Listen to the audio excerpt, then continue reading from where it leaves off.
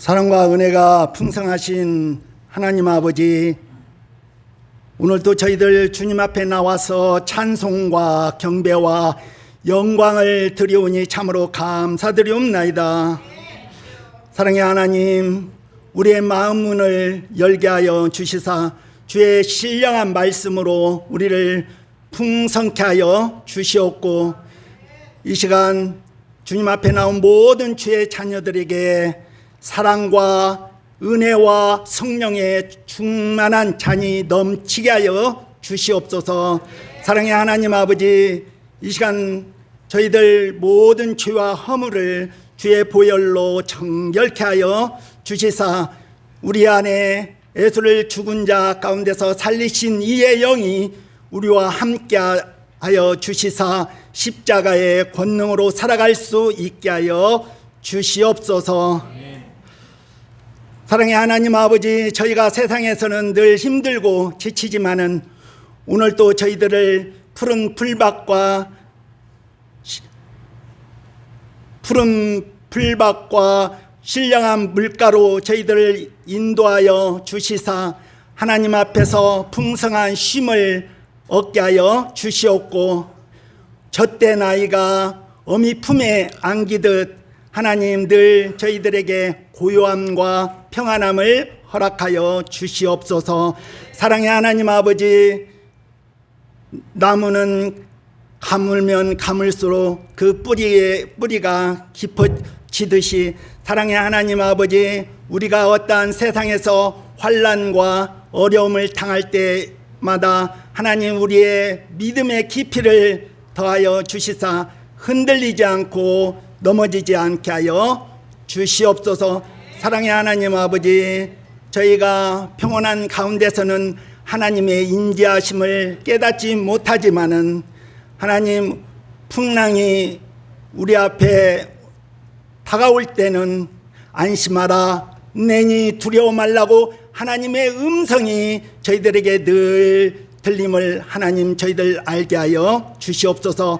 사랑의 하나님 아버지, 이 시간 말씀을 전하시는 목사님 성령으로 충만케 하여 주시옵고, 날마다 피곤치 않고 곤비치 않도록 저 독수리 날개치며 올라간 같이 새 힘을 허락하여 주시옵소서.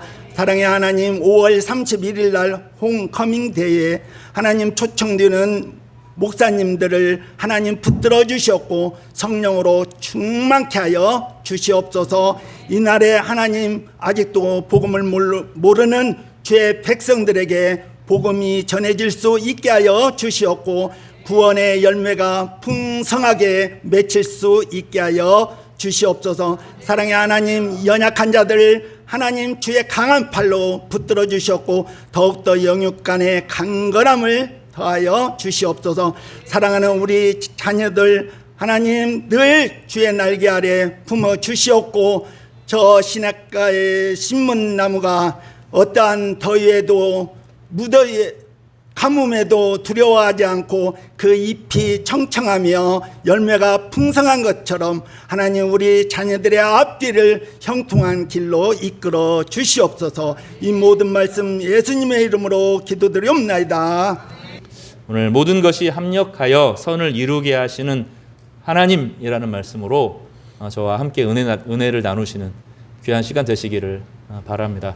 말씀을 읽을 때는 잘 모르지만 오늘 이 말씀을 제가 해석하고 또 함께 나눌 때 이것이 우리에게 삶의 지표, 그림이 되기를 주님의 이름으로 축복합니다.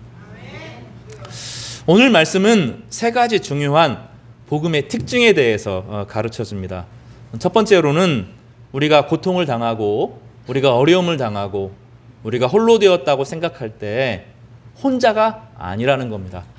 우리가 복음을 전해야 될 중요한 이유는 사람들이 나는 혼자다, 나는 버려졌다, 나는 부모가 없고 나는 친구가 없고 나는 돈이 없고 나는 건강한 몸이 없고 나를 이해해 주는 사람이 없다고 말할 때 그게 아니라는 얘기를 해주는 겁니다. 우리가 보지 못해서 그렇지 우리 옆에 우리와 함께 하시는 하나님이 계시다라는 얘기를 성경은 말합니다. 그런데 그거를 조금 더 구체적으로 이야기하는데 피조물들이 우리와 함께 고통스러워한다, 우리의 탄식에 함께 동참하고 있다, 우리 영혼 깊은 곳에 몸과 마음만, 정신만 있는 것이 아니라 우리 영혼 깊은 곳에서 우리 영혼이 함께 탄식한다. 이렇게 말하고 더 나아가서 성령께서 우리와 함께 탄식하며 우리의 아픔과 고통을 하나님께 아뢰고 있다라는 이야기를 하는 겁니다. 여러분, 나는 자연인이다. 이런 TV 보셨습니까? 네, 그런 거 보면 어떤 사람이 산에 가서 산에 오래 산 사람을 만나요. 그렇죠? 근데 그 산에 오래 들어간 사람들은 한결같이 세상이 막 너무 행복한데 들어간 사람이 아니죠. 세상에서 상처받고 아파하고 큰 고통과 어려움을 겪고 나서 이제 죽어버려야겠다 생각하고 산에 목매달로 가는 사람들도 있는 거죠. 이제 그 사회자가 방송에는 나오지 않은 한 에피소드를 다른 곳에서 소개하는 것을 들었는데, 어떤 사람이 산에 들어가서 큰 어려움을 겪고 이제는 죽어야겠다 생각을 하는데, 그날 그 산에서 해가 지는데 너무너무 아름답다는 거예요. 그래서 하루만 더 살아야지. 다음날 해 뜨는 게 너무 좋았다는 거예요. 또 다음날 해가 지는데 그 풍경에 매료되면서 살다 보니까 10년을 살았다. 그 안에서 자신의 인생을 되찾았다는 거죠. 놀라운 것은 자연이라는 게 약육강식의 세상이고 무서운 세상이잖아요. 사실은 배 타고 새우깡을 던지면 어김없이 갈매기가 날아와서 기가 막히게 낚아채죠. 배고픈 거예요.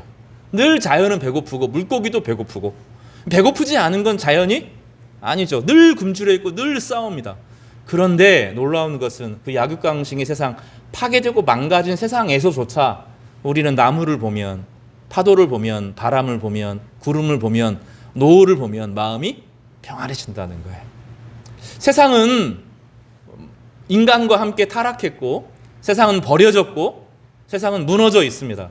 그 무너진 세상조차도 인간을 환대하고 인간이 고통을 기다리고 우리가 고통스러울 때 함께 고통스러워하면서 힘을 내라고 격려하고 있다는 거예요. 세상에 왜 이렇게 많은 꽃이 존재합니까? 성경의 관점에서 보면 왜 이렇게 많은 꽃이 존재하고 왜 파릇파릇한 연두잎 잎이 피고 여름이 되면 진해지고 열매를 맺냐 하는 것은 우리를 격려하기 위해서라는 거예요. 안 믿겨지는군요. 우리는 어웨이 경기를 하는 게 아니에요. 우리는 홈그라운드에서 살아요. 어웨이 경기, 남의 팀에 이제 기아가 저기 이제 삼성 대구에 경기를 하면 그 전체가 파란 옷을 입고 삼성을 응원합니다. 기가 죽죠. 근데 기아는 인천에 가도 서울에 가도 대전에 가도 막 팬들이 모여들죠. 어디나 홈 구장인 거죠. 우리가 인생을 살아가는데 나 혼자 있다고 생각하고 세상은 나의 고민을 모른다고 생각하는데 그렇지 않다는 거예요. 온 피조물들이 기다린다는 겁니다. 여기 기다린다라고 하는 것은 목을 이렇게 빼고 있다는 거예요. 목을 이렇게 빼면서 그래서 하나님의 성도들이 어려움에 처하는 것을 같이 격려해 주기 위해서 힘을 다하고 격려하고 온 힘을 다하고 있다. 이것이 성경이 말하는 겁니다. 더 나아가서 우리 안에 영혼 깊은 곳에서 우리 영혼도 이 세상에서 버려지는 것이 아니라 의미 있고 가치 있게 살고 싶은데 그렇지 못한 것을 하나님 앞에 주여 하고 사실은 우리가 듣지 못하는 깊은 곳에서 우리 영혼이 기도하고 있다는 겁니다. 더 나아가서 하나님 오신 성령이 우리 가운데 거하면서 우리가 기도하지 못하는 우리의 고통까지도 하나님께 아뢰고 있다고 성경은 우리 가운데 말합니다. 이게 첫 번째 중요한 주제고요. 두 번째로는 그 유명한 말씀이죠. 우리가 알거니와 하나님을 사랑하는 자, 곧 그의 뜻대로 부르심을 입은 자들에게는 모든 것이 합력하여 선을 이룬다고 말씀합니다. 여기서 합력하다라는 말은 우리가 잘 아는 시너지입니다. 시너지. A와 B가 서로 싸우는 것 같은데 나중에 만나보니까 한 팀을 이루는 거죠. 그 테트리스라는 게 있어요. 그렇죠? 테트리스 보면 블록이 이렇게 있어요. 어떤 건 파져 있는 것이 있습니다.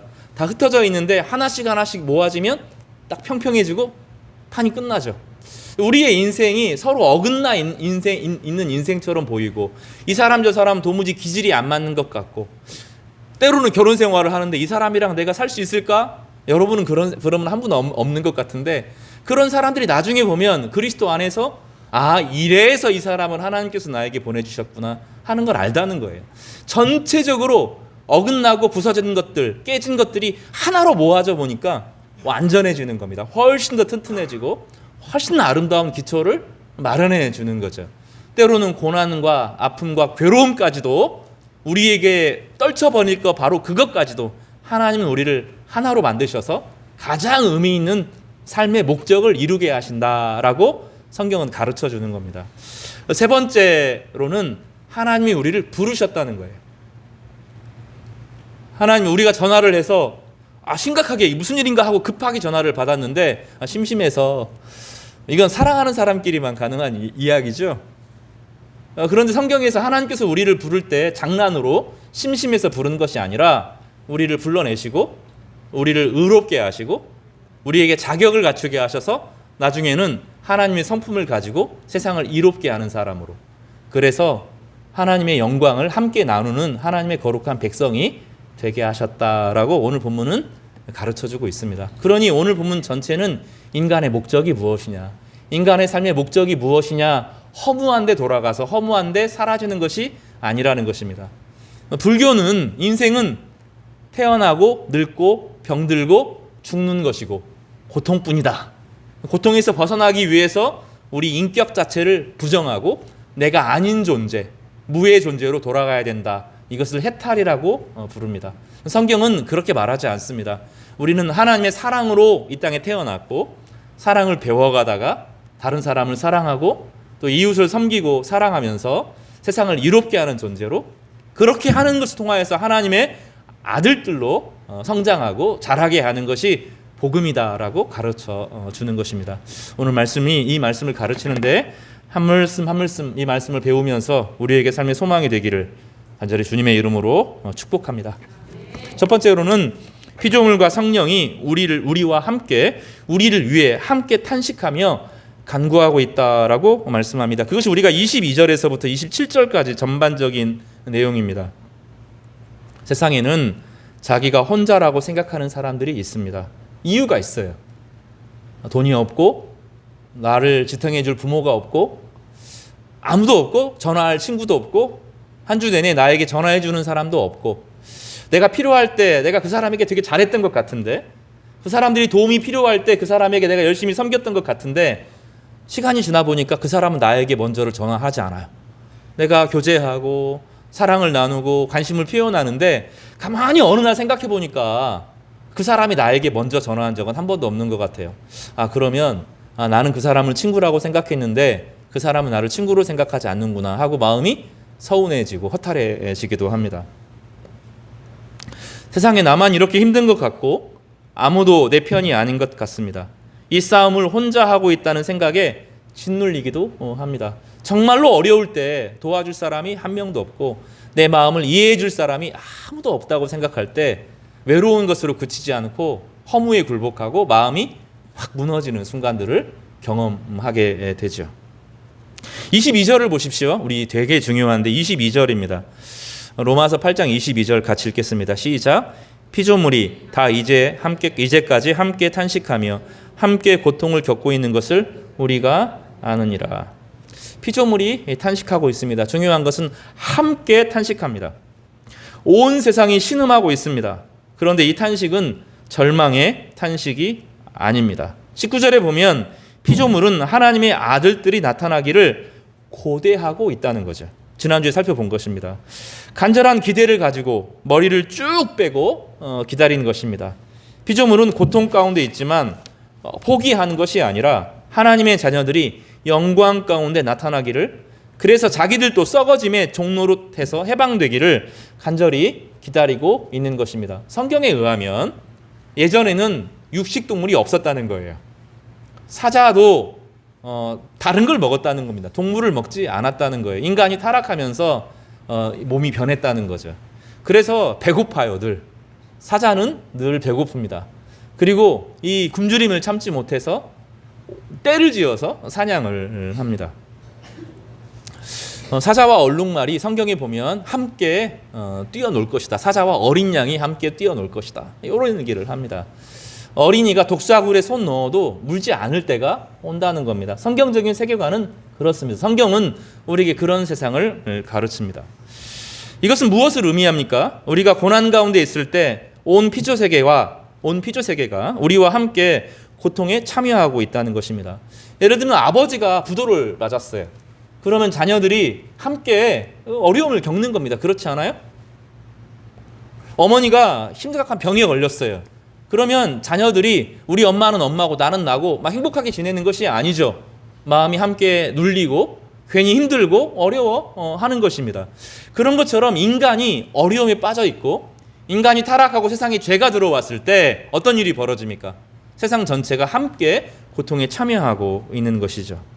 23절에 보면 우리도 탄식합니다. 성령의 처음 익은 열매를 받은 우리도 속으로 탄식합니다. 왜냐하면 하나님이 우리에게 주신 비전이 있지만 우리 몸은 연약하고 우리 몸은 여전히 죄 가운데 빠져 있기 때문이죠. 여전히 아프고 여전히 넘어지고 여전히 부족합니다. 26절에 바울은 놀라운 이야기를 하는데 이와 같이 성령은 하나님의 영인데 우리 가운데 계신다는 거예요.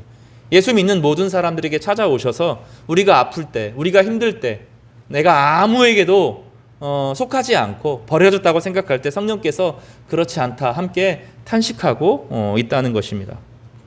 피조물이 탄식하고 우리도 탄식하고 성령이 탄식합니다. 세 겹의 탄식이죠. 나 혼자 있는 것이 아니라 온 세상이 우리와 함께 고통을 겪고 있는 것입니다. 그래서 어려움에 빠진 사람들이 자기 골방에 처박혀 있으면 안 되는 거예요. 제일 먼저 뭐부터 합니까? 끌고 나오죠. 창문을 열고 어려움에 빠진 사람을 구석에 처박히는 게 아니라 창문을 열고 데리고 나와서 햇볕을 쬐게 합니다. 놀라운 것은 볕을 보면 살아납니다. 사람이. 놀라운 것은 볕을 보면 살아납니다. 골방에 갇혀서 며칠 있으면 마음이 무너지고 몸이 무너지고 사람이 서서히 모든 것이 약해집니다. 밖으로 끌고 나오죠. 그리고 아무도 나와 동행하지 않고 그 누구도 나를 이해해 주지 못할 거라고 생각하는데 자연에 있으면 살아납니다. 물소리를 들으면 사람이 살아나요. 이상해요. 물소리를 듣고 있으면 처음에 이제 불면증에 걸린 많은 분들이 ASMR 이런 게 해가지고 물소리 틀어놓으면 또 잠이 와요. 근데 그것도 안 되면 어떻게 하죠? 밖에 나가서 진짜 물소리를 들으면 잠이 옵니다. 빗소리를 들으면 사람이 잠이 와요. 놀라운 일이 이제 벌어집니다. 자연 안에 나아가면 강아지를 보고 있으면 고양이를 보고 있으면 살아나요. 기가 막히게 알아챕니다. 강아지를 사람들이 기르는 이유가 무엇입니까? 기가 막히게 알아챕니다. 우리가 힘들고 어려울 때 가만히 옆에 앉아서 안기죠. 그리고 내가 마음이 막 무너지고 힘들면 그 사납게 짖던 강아지도 옆에 딱 와가지고 같이 울어요. 여러분 강아지 눈물 흘리는 거 보셨어요? 울어요. 교감합니다. 내가 표현하지 못하는 것을 얘가 알고 알아채고 함께 울어요. 강아지가 못하는 것을 말이 합니다. 그래서 문제가 심각하고 ADHD 막 이런 정신적으로 혼란한 친구들이 말과 함께 있으면 알아요. 그리고 그 안에 평안해집니다. 알아요. 말 타는 사람의 마음을 다 알아요. 주인이 불안하면 말도 불안합니다. 주인이 담대하면 담대해져요. 여기 엄청난 장애물이 있는데 이 말 탄 사람이 내가 할 수 있어 하고 덤벼들면 말이 반응합니다. 주인이 할 수 있으면 나도 할 수 있고 함께 뛰어듭니다. 그 높은 높이를 확 뛰어 올라요. 그리고 영국에 가면 말과 함께 아이들을 장애인들과 함께 같이 머물게 해요. 금세 평안해집니다. 사람은 참 이상해서 한 사람만 공감해주는 존재가 있어도 한 존재만 공감해주는 존재가 있어도 확 살아나는 게 사람이에요. 세상에 나 혼자다 생각할 때 바닥으로 떨어지는 것이 인생인 것입니다. 성경에서는 뭐라고 말합니까? 온 피조물이 함께 아파한다는 거예요. 나무가 그냥 가만히 서 있는 것 같은데 우리의 마음을 느낀다는 거예요. 믿겨지지 않습니까? 교감을 한다는 거예요. 꽃이 교감을 한다는 것입니다. 바람이 교감을 한다는 거예요. 새가 교감을 한다는 거예요. 고양이가 강아지가 교감을 한다는 거죠. 그리고 우리에게 뭐라고 말합니까? 나도 함께 너와 함께 있어. 내가 네 편이야. 너를 격려해. 내가 너와 함께 있을게. Cheer up 하면서 하는 거예요. 춤추어 주는 거죠. 미국에 보면 치어리더들이 있잖아요. 우리나라에서 가져와가지고 삐끼삐끼 막 이런 거 하는데 실제로 보면 선수들로 하여금 우리가 너 혼자만 뛰는 것이 아니라 우리 온 팬들이, 온 마을이 함께 너희와 함께 있다는 거죠. 놀라운 것은 그것을 가지고 힘을 냅니다, 사람들이. 그리고 어려움을 이겨내죠. 여러분, 세상 전체가 여러분을 응원하고 있습니다. 안 믿어지죠? 세상 전체가 여러분을 응원하고 있습니다. 혼자가 아닙니다. 우리가 복음을 증거해야 될 중요한 이유는 혼자가 아니라는 것을 말해주고 싶기 때문입니다. 우리 서로를 위해서 한번 격려의 박수를 좀 하겠습니다. 나무도, 새도, 꽃도, 강아지도, 고양이도, 말도 우리와 함께하고 여러분을 격려하고 있습니다. 놀라운 것, 성경이 그 얘기를 하는 거죠. 사자가 얼룩말을 잡아먹고 싶지 않다는 거예요. 원래 얼룩말은 못 잡아먹습니다. 사자가 덤벼들어서 할 수가 없습니다. 세상에 길들이지 못하는 여러 가지가 있는데 얼룩말은 사람이 아무리 노력해도 길들여질 수 없는 말이라고 그래요. 못 길들여집니다. 사람의 손이 아무리 타도 못 기릅니다. 야생의 그 DNA가 워낙 강해서 못 기르죠. 사장이 영양을 막 잡아먹고 수많은 걸 잡아먹는데 배고파서 어쩔 수 없이 먹는 겁니다. 세상이 전체 죄가 해결되어지고 풍성해지면 사자가 그럴 일이 없고 나중에 유전자가 싹 바뀔 겁니다.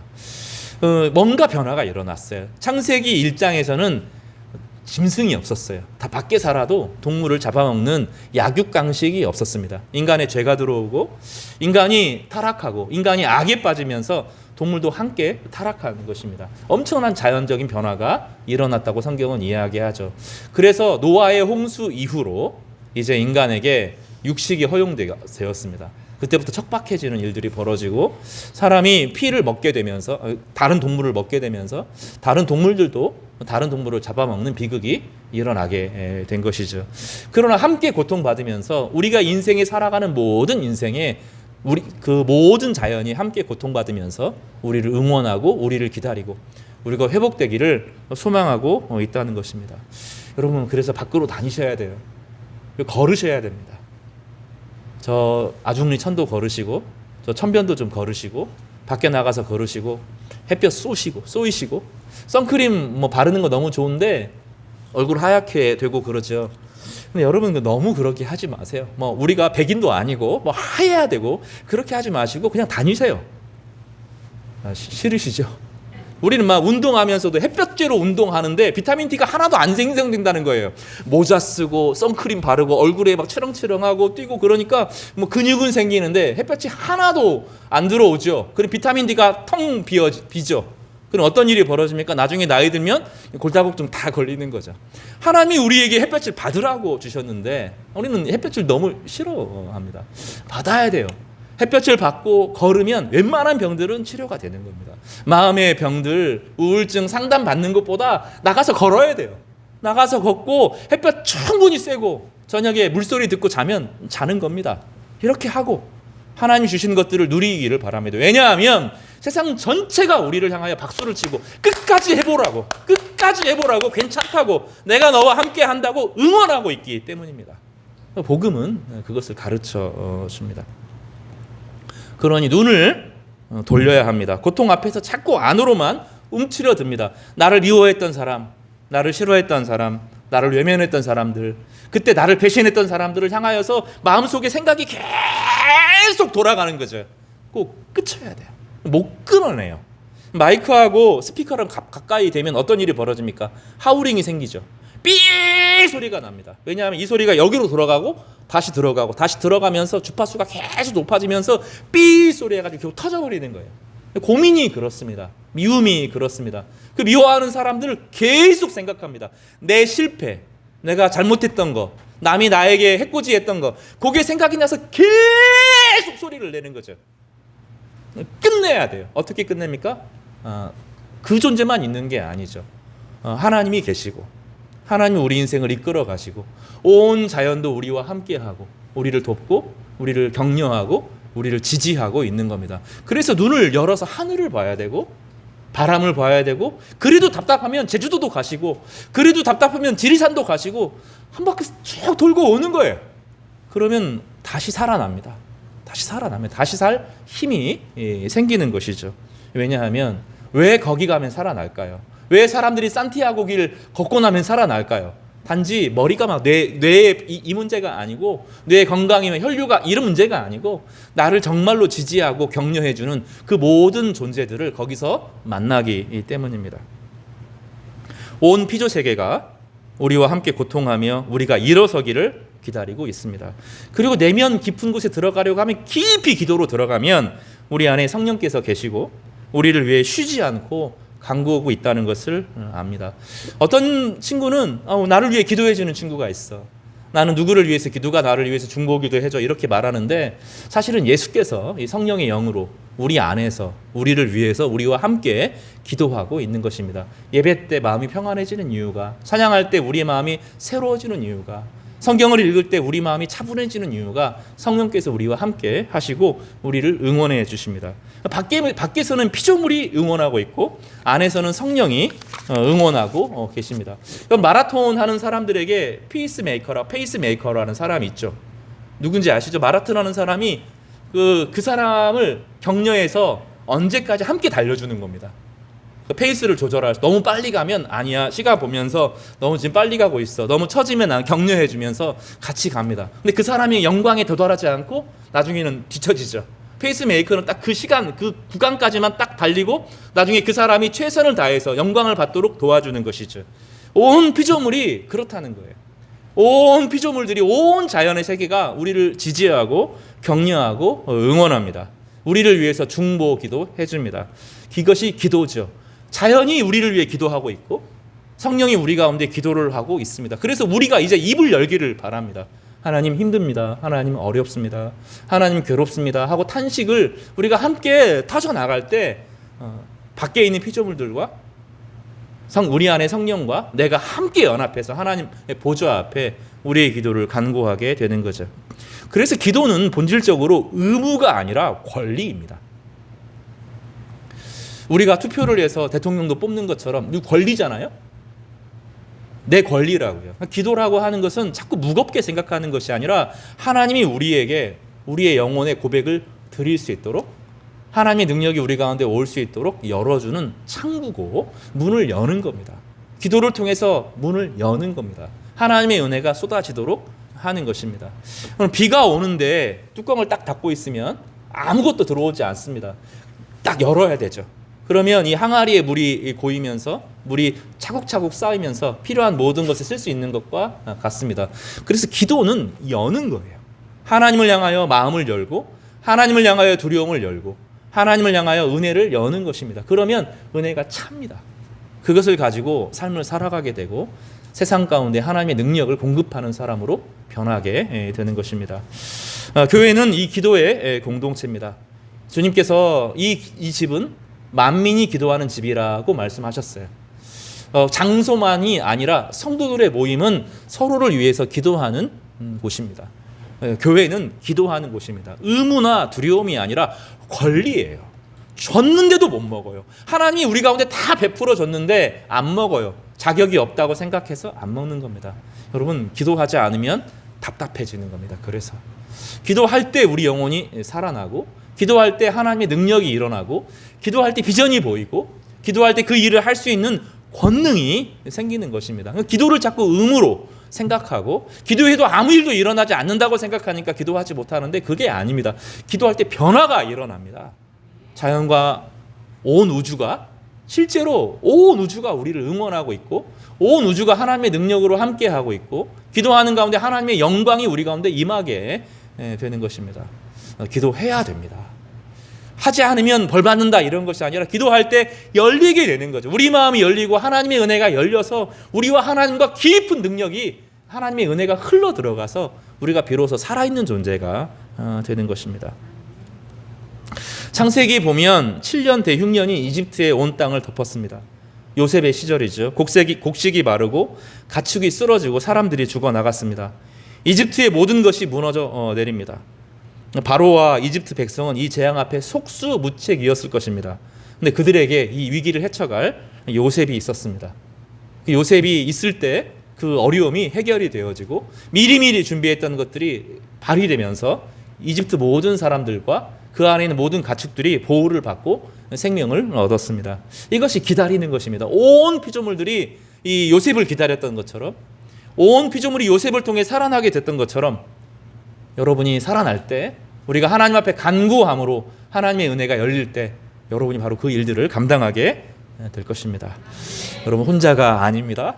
찬양 속에서만 고백 속에서만 그런 것이 아니라 실제로 여러분과 함께 하나님의 능력이 함께 하는 것을 믿으시면서 담대하게 인생을 회복하시는 귀한 성도님들이 되시기를 주님의 이름으로 축복합니다.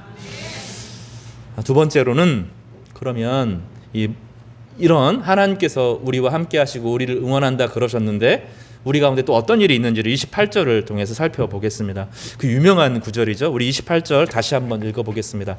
시작. 우리가 알거니와 하나님을 사랑하는 자 곧 그의 뜻대로 부르심을 입은 자들에게는 모든 것이 합력하여 선을 이루느니라. 먼저 이 구절의 주어를 살펴보아야 되는데 모든 것이 합력하여라고 되어 있는데 여기서 모든 것이라고 하면 우리에게 당한 삶의 모든 여건과 환경, 우리의 과거의 것까지 포함하는 것입니다. 우리가 불행했다고 생각하는 그것까지도 나의 인생을 망가뜨리려고 하는 그래서 끊임없이 생각하면 그것 때문에 내 인생이 무너졌다고 생각하는 바로 그런 것들까지도 또 나를 방해하고 나를 힘들게 하는 그 악한 대적까지도 합력하여서 선을 이루는 도구가 된다고 하는 것입니다. 여기서 합력하다라고 하는 말은 이제 좀 유식한 말을 쓰겠습니다. 슈네르게오라고 하는 헬라어를 쓰는데 함께 일한다라는 뜻입니다. 이걸 영어로 번역하면 시너지입니다. 시너지. 여러분 어떤 사람과 만나면 한 사람을 만났을 뿐인데 두 사람, 세 사람 역할을 할 때가 있어요. 그렇지 않아요? 근데 어떤 사람을 만나면 서로 의견이 달라가지고 그 의견을 조율하다가 아무것도 못하는 사람들이 있어요. 그죠? 여러분의 가정은 좀 어떠십니까?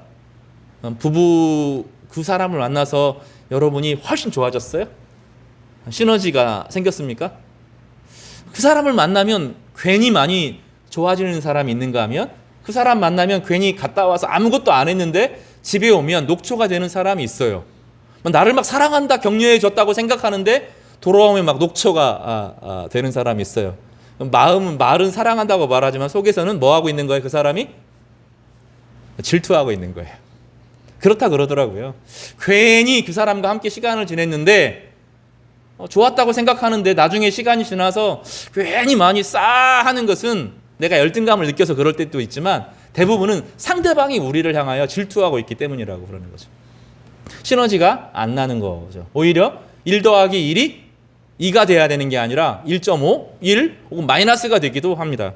근데 우리는 늘 그렇게 생각해서 나와 시너지가 나는 사람, 나와 함께 합이 맞는 사람들을 찾고 그 사람과 함께 동역하기를 바라죠. 대부분은 같은 문화권에 있는 사람들이 쉽죠. 나를 쉽게 이해하고 같이 공감하니까 시너지가 납니다. 제가 이제 광주 일반적이진 않지만 광주에 좀 몇 년을 살았어요. 근데 광주에 우리는 잘 안 쓰는 말이에요. 이게 전라북도 말은 아닙니다. 광주 말 중에 거시기라는 말이 있어요. 이 거시기는 원래 우리 말이 아니라 좀 더 남쪽에 있는 사람들이 쓰는 말이에요. 거시기 하니까 거시기혀 하는 거죠. 거시기 하니까 거시기하고 거시기 하니까 거시기 말이 다 통합니다. 단어를 설명하지 않아도 마음이 다 통한다고 생각을 해요. 그래서 시너지가 막 나는 것처럼 보이는데 문제가 있습니다. 운전하는 사람이 차를 타고 갑니다. 길을 거는 사람이 걸어가는 거죠. 눈빛이 마주쳤어요. 그러면 어떻게 해야 돼요? 법을 따라서 딱 멈춰야 되죠. 근데 내 마음을 그 사람이 알 것 같은 거예요. 그냥 갑니다. 운전하는 사람도 그 사람이 내 마음을 알 것 같아요. 그래서 사고가 나요. 잘 믿겨지지가 않죠. 요렇게 해도 대충 이해하겠지 하고 구체적이지 않아요. 디테일하게 세밀하게 일을 하지 않습니다. 그러니 문제가 생깁니다. 광주 말에는 부정적인 말이 별로 없어요. 오지다 이런 말은 있습니다. 오지다. 들어보셨어요? 제가 광주에서 제일 처음에 배운 말이 오지다는 말입니다. 오지게 좋다. 볼 때 오지다. 이런 말을 씁니다. 좋다는 뜻입니다. 제가 대구에 가서 제일 처음에 배운 말은 파이다라는 말입니다. 없어요. 광주의 말은. 파이다는 것은 물건이 파였다 그런 뜻입니다. 사과가 파이다 그런 말은 무슨 말이에요? 좋지 않다라는 말입니다. 그 상황이 파이다 그러면 안 좋다는 말이에요. 그러니까 똑같은 일을 경험하는데 광주 사람들은 좀 긍정적입니다. 와 좋다 이렇게 하면서 와 오지다 그래요. 다 오진 게 아니고 나중에 보면 문제가 많은데 오져서 터집니다. 이해가 되죠? 근데 파이다라는 말은 일을 시작을 해야 되는데 이것도 문제고 저것도 문제고 저것도 문제고 안 돼요 일이. 그래서 법을 만들어야 되고 규칙을 만들어야 됩니다. 같이 만나면 싸워요. 서로 이해가 안 돼요. 서로 언어가 다릅니다. 시너지라고 하는 것은 이 양극을 연결해서 가장 좋게 만드는 것이 시너지입니다. 성경은 우리에게 이 합력하여라고 하는 단어를 쓰는데 중요한 것은 좋은 것이 합력하여 더 좋아진다라고 말하지 않고 모든 것이 합력하여 좋아진다. 모든 것이 합력하여 가장 좋은 결과를 만들어낸다. 이것이 하나님께서 우리를 이끌어가는 방식이라는 거죠. 이 본문을 생각하면 구약 성경 전체가 다 이해가 됩니다. 대표적으로 보면 우리가 살펴본 요즘에 창세기 말씀을 묵상하는 요셉을 생각해 볼 수 있습니다. 요셉은 야곱 아버지에게 가장 사랑받는 아들이었습니다. 그런데 악한 형들, 꿈이 없는 형들, 인생이 망가진 이 사람들은 이 요셉을 미워해도 극단적으로 미워했습니다. 구덩이에 던졌습니다. 구덩이에 던지면, 물이 없는 구덩이에 던지면 하루 이틀 지나면 죽습니다. 이스마엘 상인들에게 팔려갔습니다. 그러면 하루 종일 생각을 하는 거, 지난주에 설교한 것처럼 하루 종일 그걸 생각합니다. 그 형들의 눈빛. 형들 살려줘 하는데 구덩이에 딱 닫고 귀를 닫고 있었던 형들, 목이 마르고 죽어갈 것 같은데 아무도 도와주지 않는 그 악한 상황에서 하나님이 구해 주시겠지, 하나님이 도와주시겠지, 하나님이 꿈과 소망을 주셨으니 여기서 건져주시겠지. 안 그랬어요. 어떻게 됐어요? 그 미운 형들에게 괄시를 받고 시기를 받고 질투를 당하고 그리고 나서 어떻게 됐어요? 이집트에 팔려갑니다. 생각을 하겠죠. 하우링이 날 수 있어요. 우리 인생에 있어서. 왜 그 사람들이 나를 버렸을까? 그 악한 형들, 그 루벤, 시므온, 레위, 유다, 내가 힘만 생기면 가만두지 않을 거야 하고 하우링 나는 거죠. 그러다가 마음속에 저주가 스며들고 칼이 생기고 칼을 만들게 되는데 그 칼로 자기를 찌르고 결국 언젠간 다른 사람을 향한 복수의 칼이 되겠죠. 이집트에서 보디발의 종으로 살았습니다. 억울한 누명을 쓰고 감옥에 갇혔습니다. 그 여자 손댄 적이 없는데 손댔다고 말을 하고 감옥에 처박힙니다. 감옥에서 술 맡은 관원장을 도와주었는데 까마득하게 그 사람이 잊어버려요. 2년이나 까마득하게 잊어버립니다. 그 사람은 요셉을 잊어버립니다. 모든 게 다 불편하죠. 그러면 생각할 때 왜 내 인생은 이럴까? 왜 내 인생은 이럴 수밖에 없을까? 왜 팔려오고, 왜 배신당하고, 왜 버림당하고, 왜 억울한 일을 당하고, 왜 잊혀지고, 내가 한 모든 것은 버려질까? 이게 우리의 인생의 반응일 수 있는 거죠. 근데 하나님은 이 모든 것을 엮어가고 계시는 거죠. 형들의 미움이, 구덩이가, 보디발의 집이, 감옥이, 잊혀진 시간이 바로 그 길을 통해서 요셉이 지혜를 배웁니다. 그 감옥이라는 곳은 세상의 모든 어두움이 다 들어있는 것입니다. 낭만적인 환상 다 사라지는 곳이 감옥입니다. 감옥에 제가 가보지는 않았지만 감옥에 간 사람이 내가 죄 있어서 여기 왔다라는 사람 없다는 얘기를 하잖아요. 예전에 슬기로운 감옥 생활인가 몇 편 보니까 제가 전체를 보지는 않았는데 그런 얘기 하더라고요. 근데 그 안에서 영화에서는 드라마에서는 미화되지만 보통 감옥 갔다 온 사람들이 어떻게 돼요? 개과천선해가지고 인생을 멋있게 살아가는 사람 되게 드물고 거기서 그 사람들과 어울리면서 그 세계를 경험하죠. 가장 어두운 세계, 낭만적인 환상이 아니라 인생에서 하나님의 도움 없이 살아가는, 하나님이 없는 것처럼 처절한 현실 가운데서 독을 배우고 악을 배우는 곳이 감옥이죠. 그런 이집트에 내려가서 요셉이라고 하는 사람이 감옥에서 그 모든 것을 다 경험하는 거예요. 그 모든 악한 사람들, 악한 사람만 오는 것이 아니라 감옥에는 어떤 사람들이 와요? 피해자들이 와요. 세상에 억울하고 분하고 모든 사람들이 거기에 다 모여듭니다. 충분히 감옥에서 있으면서 이집트를 속속히 다 봐요. 경제, 문화, 사회, 가족관계 그 모든 문제들을 다 듣는 거지. 나중에 요셉이 꿈을 가지고 꿈을 해석하면서 이집트에 어려움이 주어지니 이렇게 해결해라. 하나님이 해결해 주시는 것이 아니라 하나님이 주시는 능력을 그 감옥에서 배운 지혜와 함께 성장해 나가는 거죠. 그러니 요셉의 정책은, 창세기에 나오는 요셉의 정책은 아주 현실적이에요. 아주 냉정하고 아주 구체적인 대안을 제시합니다. 사람들의 재산을, 이집트에 있는 모든 사람의 재산을 싹 빼앗죠. 귀족들 거 재산 싹 뺐습니다. 왜냐하면 이 귀족들이 노예들을 착취하고 있기 때문이죠. 싹 뺐습니다.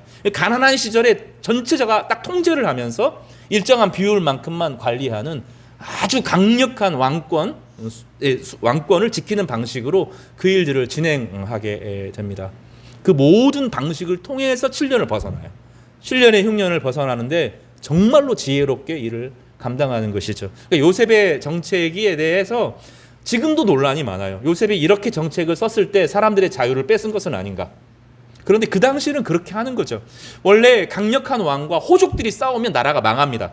근데 그 안에서 호족들이 힘을 딱 눌러놓고 모든 사람들에게 동평하게 자유가 돌아갈 수 있도록 정책을 세우는데 이것이 요셉의 지혜죠. 나중에 요셉이 이 모든 어둠의 시절을 다 통과하고 나서 형들을 만나게 되죠. 그리고 나중에 우리가 그 유명한 이야기를 합니다. 50장 20절에 형들에게 이렇게 말하죠. 우리 같이 따라서 해보세요. 당신들은 나를 해하려 하였으나 하나님은 그것을 선으로 바꾸사 오늘과 같이 많은 백성의 생명을 구원하게 하시려 하셨나니. 여기서 모든 것이 협력하여 선을 이룬다 할 때 이 선이 바로 이 말입니다.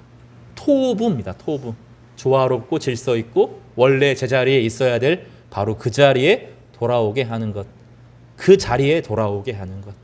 부품이 제자리에 끼어드는 것. 그래서 모든 망가진 것들이 제 일들을 감당하게 하는 것. 이것이 합력하여 선을 이루는 것입니다. 성경에서 가르쳐주는 삶의 지혜는 억울하니 분하니 한풀이해라 하는 게 아니죠. 성경은 전설의 고향이 아닙니다. 억울한 일을 당해서 한이 맺혔는데 그 한을 담이 풀어졌다. 한이 맺혀서 저 구천을 떠돌다가 하늘에 올라가지 못한 사람 한풀이했다. 그런 게 아닙니다.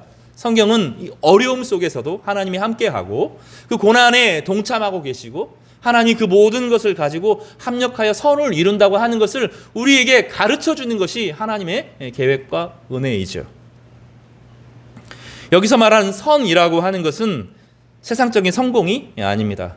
29절에 말하는 것처럼 하나님이 미리 아신 자들을 그 아들의 형상을 본받게 하기 위하여 미리 정하셨다라고 말합니다. 요셉은 이집트의 총리가 되는 것이 선의 끝이 아니었어요. 요셉이 형들 앞에서 원수를 갚지 않고 울면서 용서하고 가족을 품고 자기를 해코지한 사람들을 향하여서 선대하는 것, 이것이 선입니다. 우리의 삶에도 구덩이가 있습니다. 감옥이 있고 잊혀진 시간이 있습니다. 그런데 하나님은 그 모든 것 가운데 함께하고 계셔요. 우리를 그리스도의 형상으로 빚어가고 계십니다. 교회 안에서 때로는 갈등을 겪기도 하고 직장 안에서 어려움을 겪기도 하고 가정 안에서의 아픔을 겪기도 하고 이 모든 것은 하나님의 손안에 있다는 것입니다. 이렇게 바라보면 그렇게 되는 거죠. 선글라스를 끼면 세상이 어두워지는 것처럼 빨간색 선글라스를 끼면 세상이 빨갛게 되는 것처럼 하나님 우리에게 안경을 주시는 거죠. 믿음의 안경, 희망의 안경을 주시는 거죠. 세상을 그 관점으로 바라보고 실제로 살아보면 또 그렇게 되는 겁니다. 놀라운 일이죠. 그리고 이 약속은 개인에게만 주어지는 것이 아닙니다. 하나님을 사랑하는 자, 곧 그의 뜻대로 부르심을 입은 자들이라고 부르는데 이것은 공동체를 향한 약속입니다. 교회는 부르심을 입은 자들의 모임입니다. 이 에클레시아, 교회가 에클레시아라는 단어를 쓰는데 불러냄을 입은 자들이라는 뜻입니다. 하나님은 이 공동체를 통해 역사하시고 이 공동체 안에서 모든 것이 합력하여 선을 이루도록 하시는 것입니다. 교회가 겪는 시련과 어려움도 하나님의 큰 계획 안에 있습니다. 교회는 이 세상 가운데 하나님의 나라의 증거로 세워진 하나님의 공동체이기 때문입니다. 사랑하는 성도 여러분, 따라서 해볼까요? 모든 것이 합력하여 선을 이룬다. 여러분 이 믿음을 가지고 한 주간을 넉넉하게 이기시는 성도 되시기를 주님의 이름으로 축복합니다. 다음 주에 좀 자세하게 설명하겠지만 마지막으로 살펴볼 것은 30절입니다. 이 결론인데 결론에 해당되는 건데 로마서에서 가장 중요한 말씀입니다. 이 말씀이 제일 중요합니다. 같이 한번 읽어보겠습니다. 30절 시작. 또 미리 정하신 그들을 또한 부르시고 부르신 그들을 또한 의롭게 하시고 의롭다 하신 그들을 또한 영화롭게 하셨느니라. 자, 앞에서 보면 우리가 고통받고 있어요. 근데 고통을 우리 혼자 고통받는 것이 아니라 온 피조물이 응원하고 있고 성령도 응원하고 있고, 사실은 나중에 요한계시록을 보면 이미 죽어있는 성도들, 그러나 하나님 앞에 영원히 살아있는 성도들이 우리를 보면서 격려하고 있는 거죠. 지지 마라, 세상이 무너지지 마라, 우리가 함께 응원하고 있다 하고 격려하고 있다는 거죠. 두 번째는 어떤 단계가 있어요? 고난이, 어려움이, 악이 그 모든 것까지도 합력하여서 하나님의 선을 이룬다는 것이죠. 세 번째 결론을 이것을 이렇게 표현하는데, 하나님이 우리를 불러내셨고 하나님이 우리를 의롭게 만드시고 하나님이 영화롭게 하신다는 것입니다. 여러분, 제가 여러분을 향하여 막 전화를 시도 때도 하면 즐겁겠어요? 왜 그런가 이런 생각이 들겠죠. 전화가 딱 와요. 토요일에 전화가 딱 옵니다. 조완식 이렇게 써 있으면 볼 것도 없어요. 탁구 치자고 하는 거구나. 이 전화를 할 때 뭐 다른 거 없어요. 탁구 치자고 하는구나. 목적 없는 부르심이 아니라 탁구를 위한 부르심이죠. 그죠? 부름이 요 콜링입니다. 근데 우리가 하나님이 우리를 부를 때 목적 없이 이유 없이 사랑으로 부르시죠. 사실은 하나님이 우리를 너무 사랑하셔서 불러냅니다. 그런데 그걸 넘어서죠. 그리고 사랑을 넘어서서 우리 가운데 의미 있는 부르심으로 불러요. 캐스팅, 여기서 말하는 부르심은 영화로 말하면 캐스팅과 같은 거예요. 너 주연 배우 할래? 너 이 영화에 참여할래? 하나님의 역사에 함께 해볼래? 내가 큰 일을 이룰 텐데 너 같이 해볼래? 하고 불러내는 거죠. 불러서 어디로 부르시냐면 교회로 부르셔요. 교회로 부르셔요. 교회 안에서 우리를 그리스도 안에서 불러요. 그리스도 안에서 교회로 우리를 불러서 한 공동체를 이루게 하는데 하나님의 큰 일을 함께 해보자라고 부르는 거죠. 장난으로 부르지 않아요. 하나님이 그리스도인으로 여러분을 부를 때, 교회로 부를 때 장난하자고 부른 게 아니에요. 하나님의 큰 역사를 위해 부르는 거죠. 요셉을 하나님께서 꿈을 주셨을 때, 이집트로 불러내실 때 장난하자고 그런 게 아니에요. 하나님의 큰 일을, 망가진 형들의 삶을 회복시키자고, 이집트의 망가진 경제를, 이집트의 정치를 회복해 하자고 불러내는 거죠. 하나님이 여러분을 불러내신 것입니다. 부르신 자들을 어떻게 하시죠? 의롭게 하셔요. 의롭다 하는 것은 두 가지 의미를 갖는데, 하나는 죄를 씻어주시다라는 뜻도 있고, 해석이 여러 긴 과정이 있지만 쉽게 설명하면 죄를 씻어주시는 것이고, 더 나아가서 자격을 갖추게 하시는 것입니다. 이게 의롭다 하는 것이죠. 제가 여러 번 운전 비유를 말했어요. 신분을 바꿔줘요. 내가 운전면허를 따면 운전을 할 수 있는 신분을 얻죠. 그렇죠? 그런데 신분을 얻은 사람이 노력하면 어떻게 돼요? 운전을 할 수 있게 되죠? 하나님의 자녀로 살아갈 수 있는 신분, 이것은 불러냈을 뿐만 아니라 우리를 의롭다 하시는데, 이것은 하나님의 자녀가 되게 하는 신분을 말하는 것입니다. 그러면 이제 다음 주에 자세하게 설명을 하겠습니다. 마지막은 영화롭게 한다라는 말이죠. 영광을 준다라는 말입니다. 영화롭게 한다는 가장 좋은 비유는 태양과 같은 비유입니다. 파인만이라고 하는 물리학자가 있어요. 이제 그 사람의 영상을 제가 보면서 그렇구나 라는 걸 배웠는데, 나무에 형량을 대서 불을 탁 하면 나무가 타죠. 불이 붙고 불이 열기를 막 품어냅니다. 그렇죠. 그런데 그 파인만 교수가 뭐라고 말하냐면, 태양을 가지고 있다가 태양의 에너지를 다시 반출하는 거래요. 그래서 나무가 타는 게 아니라 태양으로 돌아가는 것이라, 태양이 가진 것을, 태양의 빛을 돌려주는 것이라고 물리학적으로 설명을 하더라고요.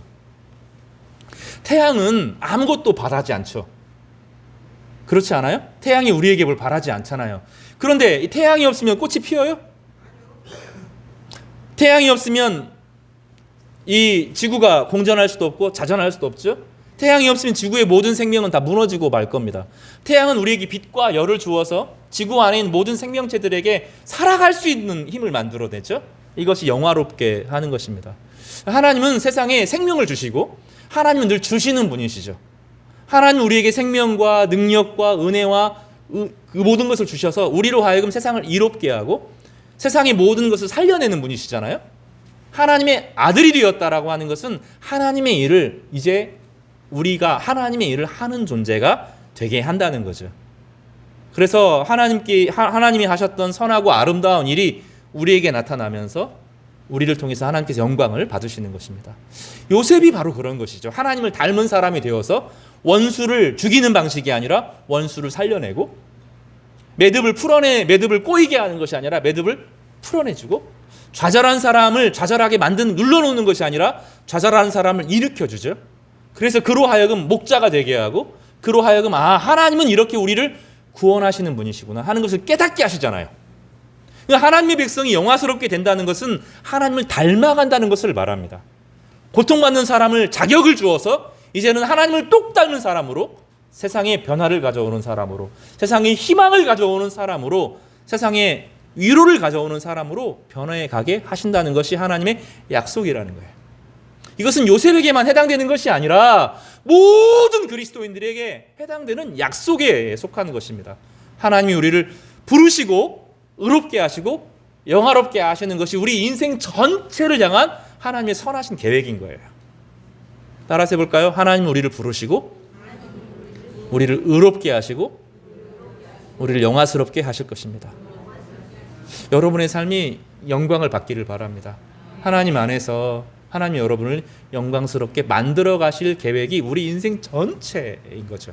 때로는 고난이 주어지고 때로는 이해할 수 없는 일들이 생기는 것처럼 보이지만 나중에 보면 나에게 파인 부분은 바로 그것 때문에 그렇구나 하고 알게 됩니다. 말씀 정리하겠습니다. 오늘 고난당한 성도에게 이 고난을 이겨내도록 격려하고 계십니다. 피조물 들과 함께 주님이 응원하시고 계십니다. 그리고 하나님이 고난 가운데 있는 성도들을 향하여 뭐라고 말씀하십니까? 우리를 불러내어서 모든 것이 합력하여 선을 이루게 하시겠다고 약속하십니다. 우리 자격 없는 자들을 의롭게 하시고 우리를 영화스럽게 하실 것입니다. 오늘 이 말씀을 통하여서 우리 인생 전체를 다시 설계하시기를 바랍니다. 나는 결국은 이 세상 가운데 세상을 이롭게 하는 사람으로, 세상에 고난당하는 모든 것을 살리는 사람으로 하나님이 나를 세우실 것이다. 믿음을 가지고 살아갈 때 여러분의 그런 일이 실제로 아주 구체적으로 일어나게 될 줄로 믿습니다. 우리 30절 우리 같이 읽고 말씀 마치겠습니다. 시작. 또 미리 정하신 그들을 또한 부르신 그들을 또한 의롭다 하시고 의롭다 하신 그들을 또한 영화롭게 하셨느니라. 아멘.